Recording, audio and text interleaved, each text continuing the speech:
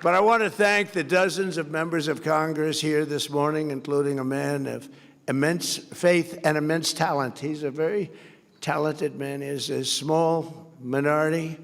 It's just really, because we go back and forth between minority and majority, and half the time we're minority and we still win. How do we win with a minority? You know, we have a couple of people that I consider to be negative. But we're 1 up, 2 up. Sometimes we're 3 up. In fact, we'll have 2 more victories very soon. We'll be 3 up. And we consider that having a massive majority, okay? Right, Mike? That's considered, we're not spoiled. Can you imagine if we ever picked up like 20 or 30 seats? Wouldn't that be pretty? That'd be too easy. I think it would be too easy. It wouldn't be fun. I get these calls from Mike, sir, could you speak to so-and-so 3 o'clock in the morning? You know, we have 2 types. We have the type that goes along with us and believes in us, and they're with us all the way, and that, I would say, is 95%, right? And then we have the type that needs a little love all the time, no matter what it is.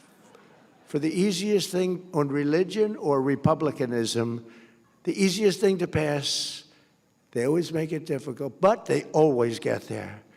But I have to call them always at 3 in the morning. I'll always get that call.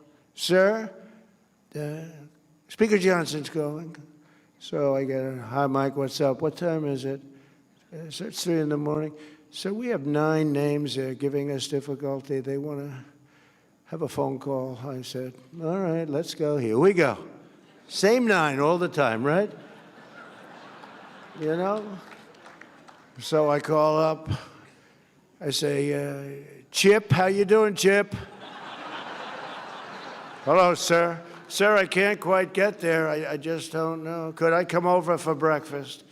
You know, we have a 9 o'clock vote, right? I said, really, is it not? Sir, you got to get me there, sir. Let's have breakfast, Chip, great. And then I get others, pretty much the same 9. I don't want to name too many, but I would.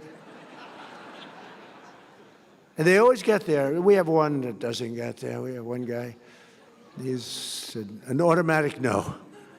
No matter what. If we did welfare reform, if we did the greatest thing in history for religion, no matter what we did, no matter how good it is, greatest tax cuts, and we just did the greatest tax cuts in history, he voted against. He voted. Now, no matter what we do, this moron, no matter what it is. We could put them all together. I think, Mike, what would you say the top 5 things? Name them.